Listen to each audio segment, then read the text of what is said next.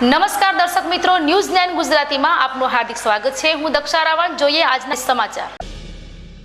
તળાજા તાલુકાના શિવશક્તિ આશ્રમના મહંત મહારાજ પરમ પૂજ્ય શ્રી રાજેન્દ્રનાથ ગિરી બાપુની બોટાદ ગૌરક્ષક સામતભાઈ જેબલિયાના નિવાસ સ્થાને પધરામણી। તળાજા શિવશક્તિ આશ્રમના મહંત મહારાજ પરમ પૂજ્ય શ્રી રાજેન્દ્ર ગિરી બાપુની બોટાદ ગૌરક્ષક સામતભાઈ જેબલિયાના નિવાસ સ્થાને પધરામણી।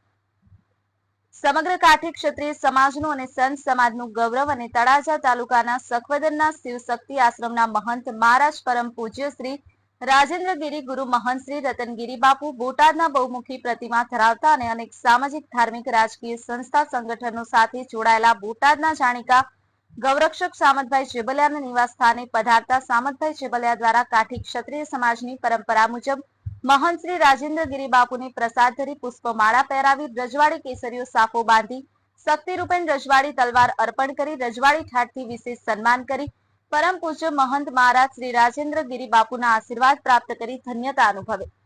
ન્યૂઝ 9 ગુજરાતી।